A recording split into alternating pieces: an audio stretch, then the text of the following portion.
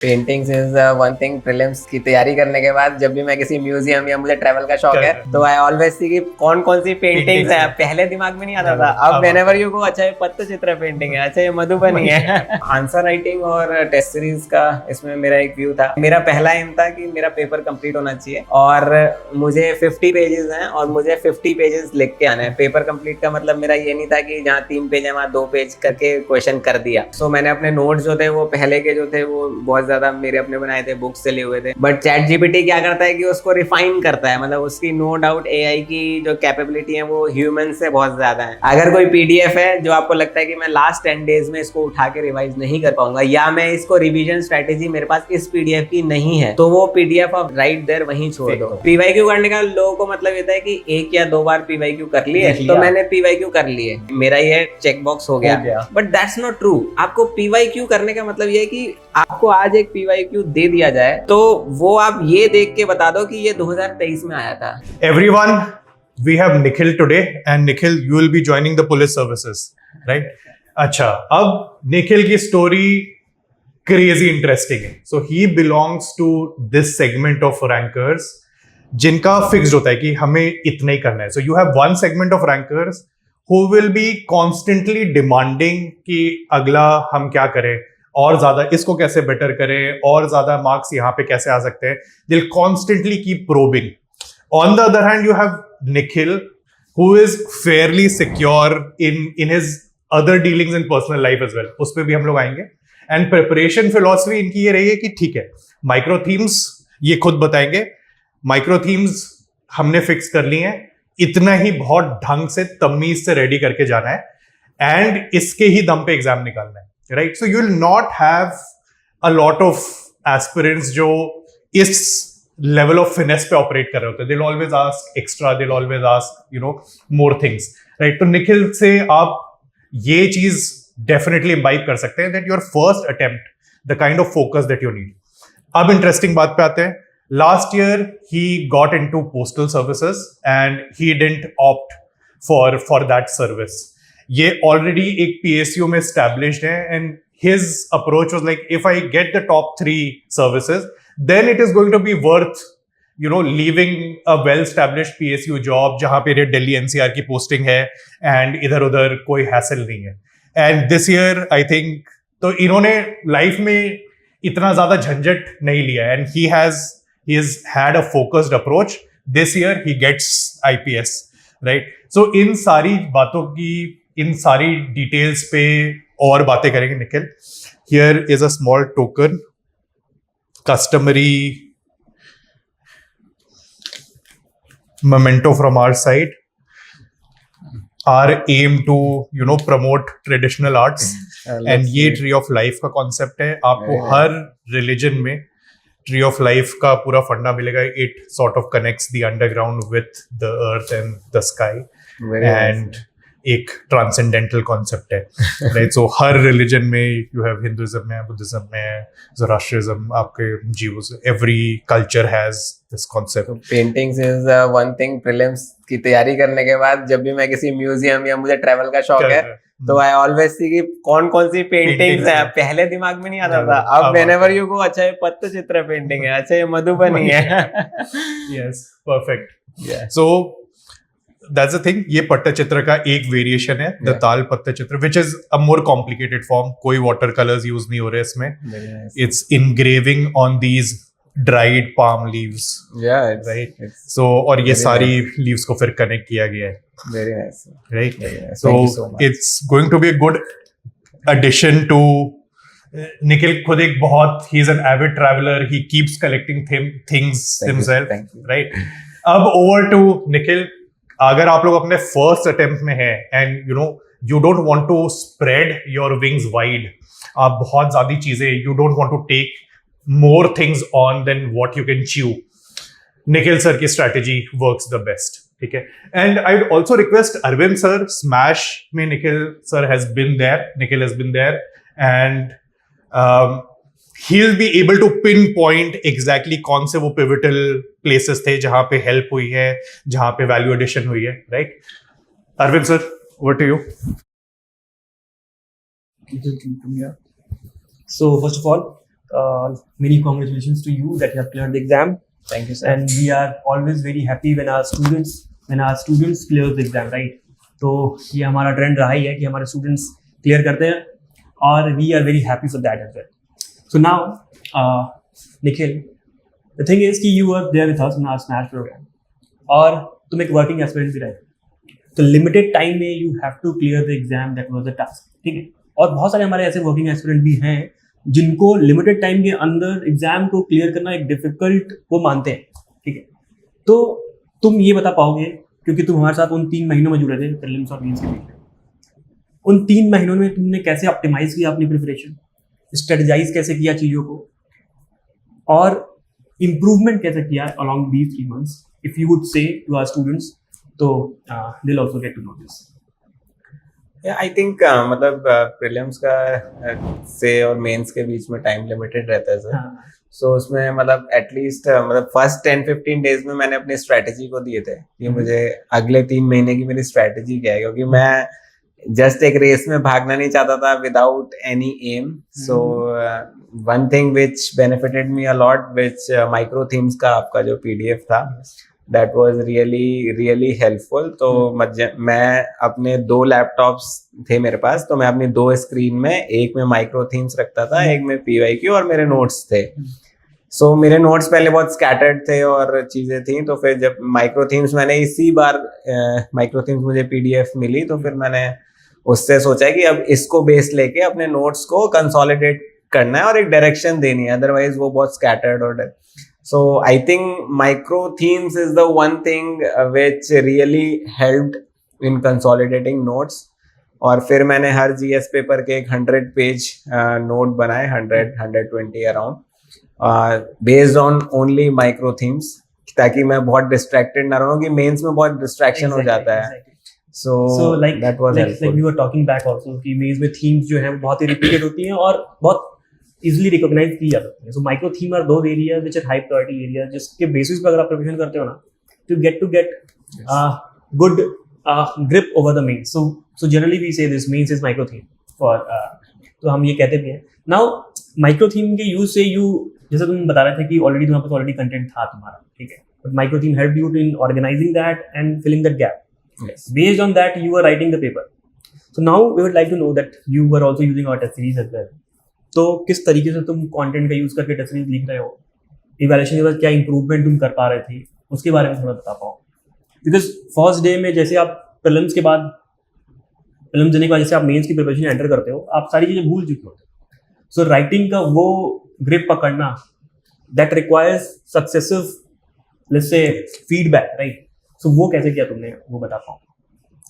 Sir answer writing और test series का इसमें मेरा एक व्यू था कि मेरा पहला एम था कि मेरा पेपर कंप्लीट होना चाहिए और मुझे 50 पेजेस हैं और मुझे 50 पेजेस लिख के आने हैं. पेपर कंप्लीट का मतलब मेरा ये नहीं था कि जहाँ 3 पेज है वहाँ 2 पेज करके क्वेश्चन कर दिया. वो मेरा एम था कि 3 पेज है तो 3 पेज करके क्वेश्चन होना चाहिए. तो मतलब 50 पेज हैं, 50 पेज आपके कंप्लीट होने चाहिए.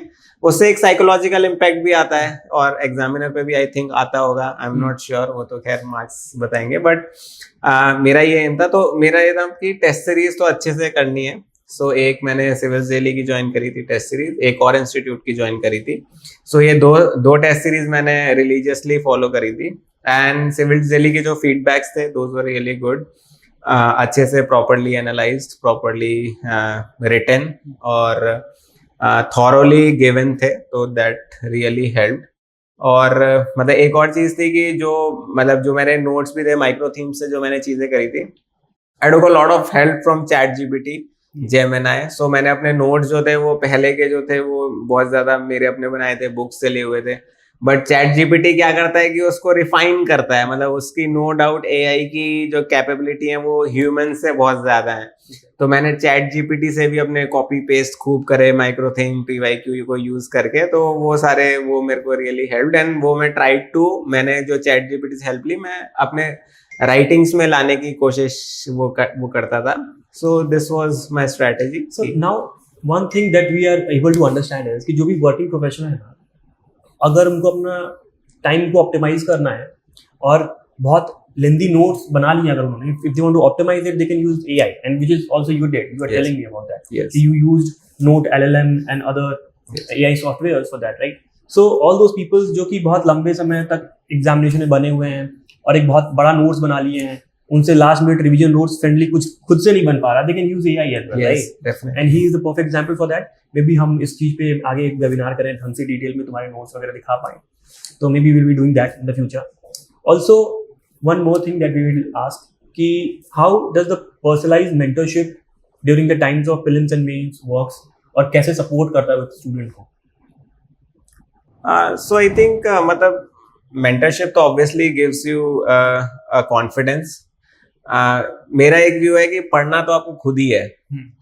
What a mentor gives you a confidence. कि और whatever feedback you get on your answer sheets or post test discussions, that's not knowledge. Knowledge तो आपको खुद ही गेन करनी है. आपको चाहे लक्ष्मीकांत पढ़ो, चाहे कुछ भी पढ़ो, that न्यूज़पेपर पढ़ो, वो आपको कोई पढ़ा नहीं सकता. मतलब आप वो आपका है. But mentors give you guidance and confidence. और डायरेक्शन बहुत इंपॉर्टेंट है. मतलब मैं अपने बहुत सारे जो मेरे साथ के एस्पिरेंट से बात होती है, सब मैं देखता हूँ कि बहुत लोग तो इतना डिस्ट्रैक्ट होता है, कोई नई पीडीएफ आ गई, इतना कंटेंट है, वी गेट सो डिस्ट्रैक्टेड. तो इसलिए मैं I was so much focusing on micro themes. Prelims में पीवाईक्यू, मेंस में माइक्रो थीम. आप एकदम फोकस होके वो करोगे तो you will be in one direction. Okay, so for the information of our viewers, हमने prelims की भी micro theme बना दी है, right? This साल we have released it, so you will be benefited from that micro theme as well. So that was about the personalized mentorship. Now, the lot of people, they just like we were discussing also this thing, and that is very important. कि किताब पढ़ी जैसे Laxmikant, question लगाने गए, question लगा रहे हैं, नहीं हुआ तो बुक को वापस आके और थॉरली पढ़ना है. They're not able to understand कि वो अब टेस्ट सीरीज के थ्रू ही होने वाली चीजें हैं. Similarly, that is happening with the mains also, right? So on that, what would you like to tell the students कि that एक phobia होता है ना कि और बढ़िया से पढ़ लें, चीजों को और बढ़िया से पढ़ लें, rather than they have to shift the approach of solving more and more tests, writing more and more questions and answers, right? This which you also did, right? So उस पे तुम क्या बोलना चाहोगे स्टूडेंट्स को कि when they should be thinking कि अब शिफ्ट करके हमको प्रैक्टिस की तरफ ज्यादा मूव करना है, rather than हम उसी चीज को 10 बार और पढ़ रहे हैं, नोट बना रहे हैं? इसमें सर जैसे मेरी स्ट्रेटेजी जो रही है कि आप कोई भी चीज फ्रेश फर्स्ट बार अगर पढ़ रहे हैं तो read it as a raw. कि आपको उससे ऐसा नहीं है नोट्स बनाने हैं या आपको याद करना है. एक या दो रीडिंग आई वुड से कि आप एज अ रॉ पढ़ो. इवन लक्ष्मीकांत भी एज आप नॉवेल पढ़ो. कि ऐसा नहीं है कि मुझे याद करनी है उसमें से, जस्ट रीड इट. आपको चाहे 10% याद रहे, just read it. Second iteration में आप और पढ़ो, फिर आपको और थोड़ा कॉन्फिडेंस आएगा. Then you see the PYQs कि अच्छा क्वेश्चंस कैसे पूछे जाते हैं. देन उसके वो पढ़ने के बाद फिर एक आप थर्ड रीडिंग लो, and then you can start making your notes, या फिर आप लक्ष्मीकांत में हाईलाइट कर लो. अल्टीमेट एम ये है कि आपको आखिरी के 10 दिन में जो आप पढ़ रहे हो वो आपको आपके आखिरी के 10 दिन में आपकी नजर के सामने से जाना चाहिए. ये मेरा एम रहता था. Laxmikant I used to do in one day. Prelims से पहले, मेन से पहले भी वन डे. अब लक्ष्मीकांत को वन डे में अगर आप नहीं करोगे तो बहुत मुश्किल है, वरना तो लक्ष्मीकांत देख के ही आप इतनी मोटी बुक है आप वॉक डाउन हो जाओगे. तो मैंने अपनी लक्ष्मीकांत में इस तरह से हाईलाइट किया हुआ है उसको 30% ऑफ द कंटेंट कि मैं, और वो 30% ऑफ द कंटेंट हाईलाइटेड है, वही मैं एक दिन में रिवाइज करता था. क्योंकि मुझे पता था कि ये मेरा है जो मुझे रिवाइज करना है. उसमें टेबल्स जो हैं वो रिवाइज करनी है. मतलब बहुत स्पेसिफिक कंटेंट्स जो थे वो करने से क्या होता कि अगर मैंने कल प्रीलिम्स है 2 दिन पहले वो सारा रिवाइज कर लिया तो मेरा ये रहता था कि प्रीलिम्स में लक्ष्मीकांत से कोई क्वेश्चन आएगा तो मेरे से वो हो ही जाएगा, होना ही है, क्योंकि मैंने 2 दिन पहले पढ़ी है. आपने 1 महीने पहले लक्ष्मीकांत पढ़ी है तो 50% चांसेस हैं कि आपको रिकॉल नहीं कर पाओगे. तो ये एक स्ट्रेटेजी थी कि लास्ट 10 डेज वाली. Also, one more thing which we discussed कि तुम 3 level of notes तुम बता रहे थे कुछ. That was unique thing for us also. Would you like to tell to our students as well? इस बार मैंने क्या किया था, मुझे मतलब हमेशा प्रॉब्लम आती थी कि हम नोट्स तो बना लेते हैं but what is the point of making notes की अगर वो हम एग्जाम में रिप्रोड्यूस ना कर पाए. अब मेरे नोट्स थे 100 पेज के नोट्स थे, उसमें डेटा भी है वो भी है. अब एग्जाम वाले दिन ना डेटा याद आ रहा है ना कंटेंट आधा अधूरा याद आ रहा है, तो उस चीज का कोई सेंस मुझे लगता नहीं था.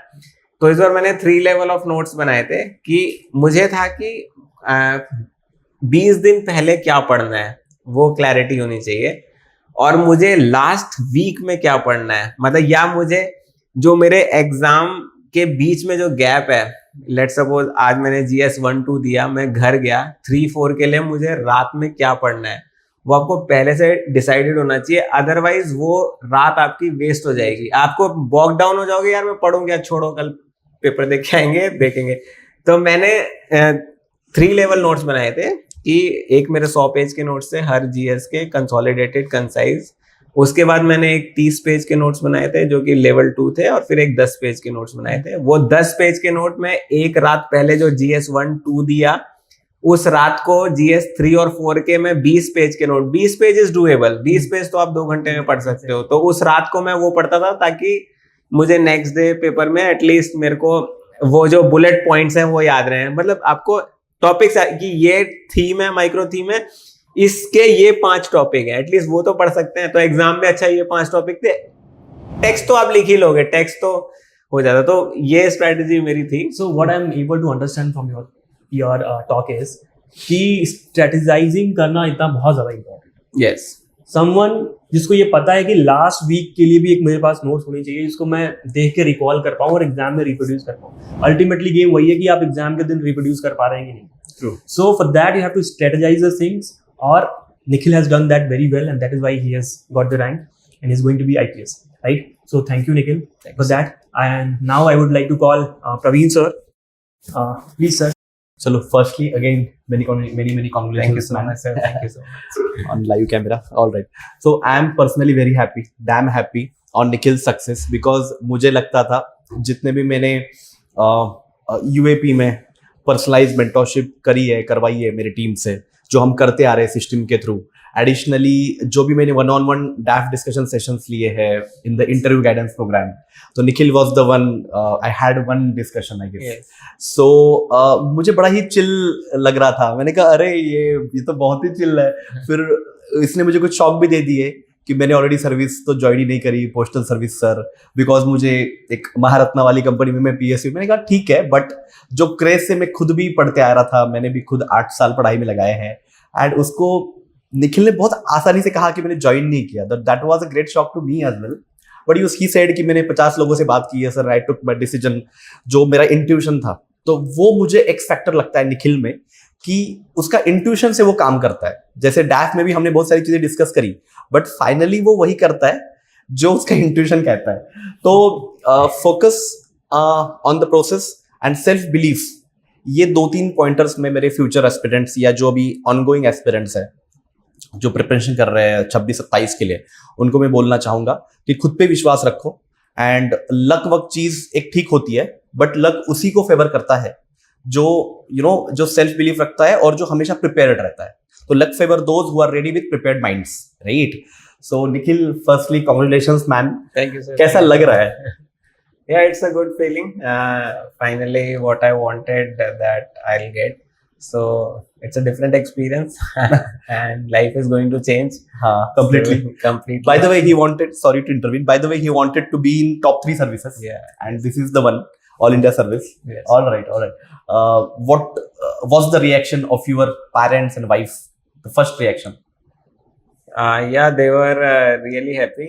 My wife only checked my result, so she has been the pillar of my success. क्योंकि मुझे लगता है कि जब तैयारी करते हैं तो पूरी फैमिली तैयारी करती है।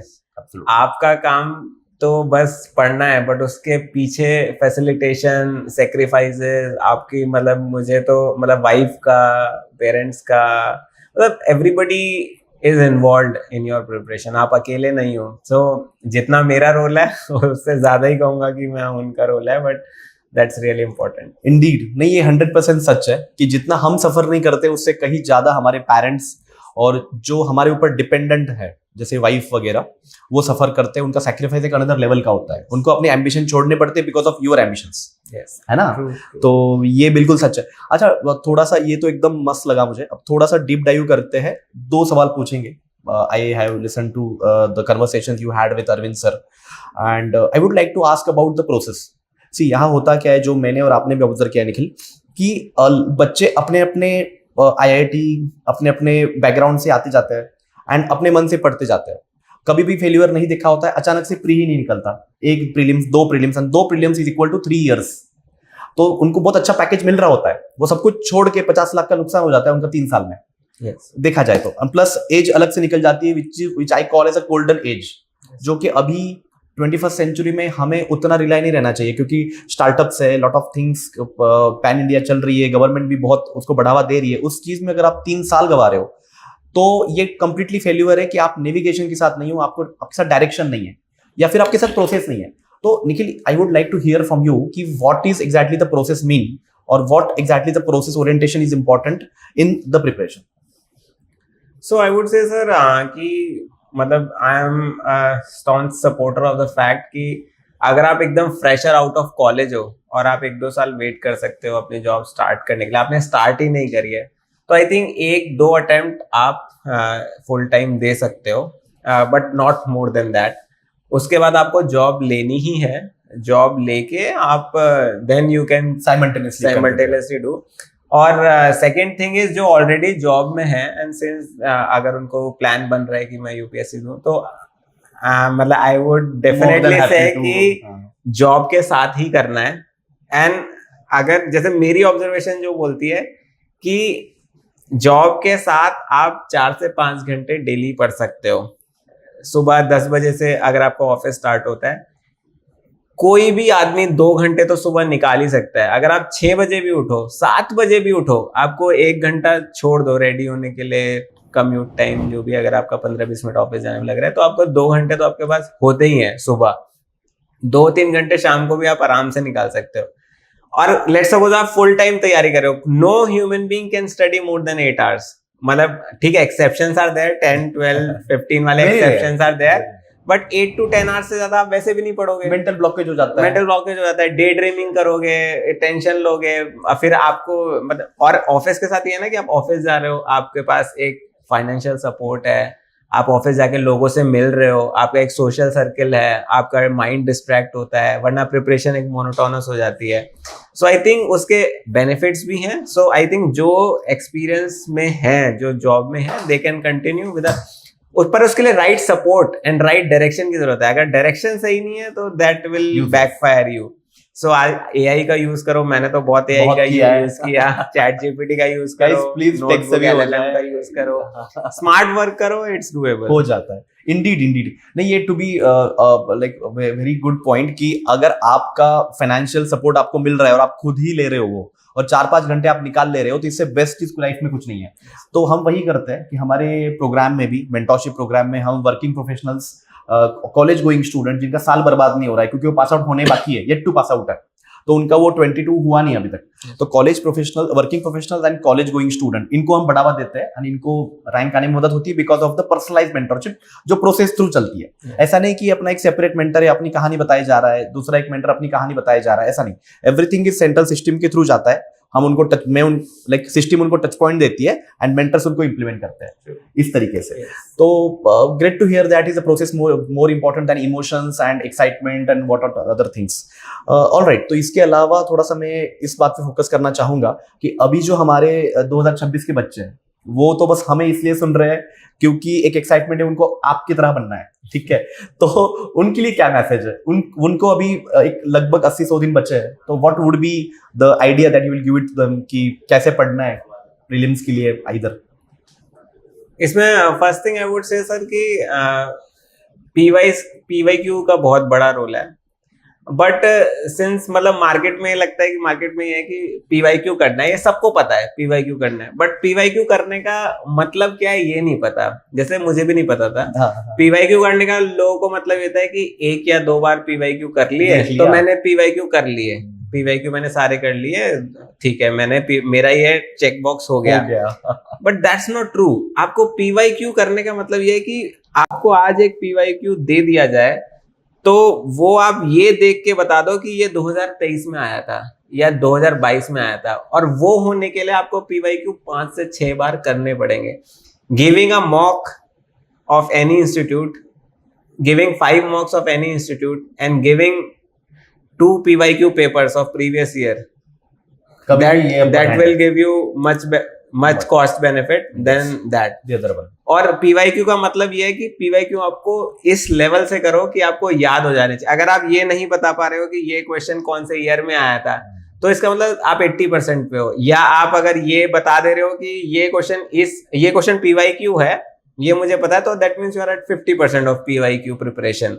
सो ये बहुत इंपॉर्टेंट है. सेकेंड इज कि कोई कंटेंट वो नहीं पढ़ना है जो आप लास्ट 10 डेज में अपनी आंखों से के सामने से नहीं गुजार सकते.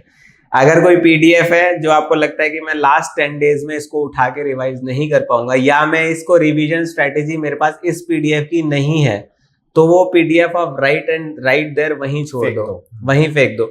कुछ भी आप पढ़ रहे हो, कुछ भी अगर आपको लगता है कि ये मैं लास्ट 10 डेज में रिवाइज करूंगा, तो ही उसको करना है. और फिर उसकी एक रिवीजन स्ट्रेटेजी होनी चाहिए. लेट्स सपोज आप कोई आपको मैगजीन XYZ इंस्टीट्यूट की मिलती है, आपको लगता है अच्छी है, ठीक है, पढ़ो, बहुत अच्छी बात है, बट उसको इस तरह से हाईलाइट करो या अपने नोट्स में डालो कि आपको लास्ट 10 डेज में 3-4 घंटे देके वो PDF आप रिवाइज कर पाओगे. तो इस स्ट्रेटेजी से करना है कि लास्ट 10 डेज में आपको everything should be revise whatever you have studied in last 6 months. Awesome, all right. तो हम स्क्रॉल कर पाए, हम एक बार स्कीम थ्रू कर पाए. एंड ये बहुत सही बोला कि हम ना ये करते हैं, मतलब लाइक मुझे भी हमारे टीचर्स ने यही बताया था, मुझे याद आया निखिल की बातों से, कि आप वही पढ़ो कि लास्ट के 10 दिन में मेंस में आप उसको पढ़ पाओ. तो आपका काम वो नहीं है कि एग्जाम निकालना. अभी आप सोचो थोड़ा सा प्रोसेस में डिप डाइव करके कि मुझे लास्ट के 10 डेज में क्या चीज कितनी छोटी करके देखनी है, रखनी है. Yes. उस पे आप फोकस करो, राइट. तो वो अगर काम हो गया तो फिर आप तो वैसे भी वहां पे मल्टीपल टाइम पढ़ लोगे. So it require 20 revisions to Laxmikant, like in short, है ना, चाहे उसके नोट्स हो. All right, very good to talk to you man. Like the great journey, बहुत चिल, बहुत मस्त, बहुत तरीके से सिस्टमेटिकली इन्होंने पढ़ के एग्जाम निकाला है ट्वाइस. तो अपने आप में काबिले तारीफ है. तो many congrats to you once again from the civil Delhi crew. Thank you so much. Very happy for you and wish you best luck in the future. Thank you so much, sir. Thank you.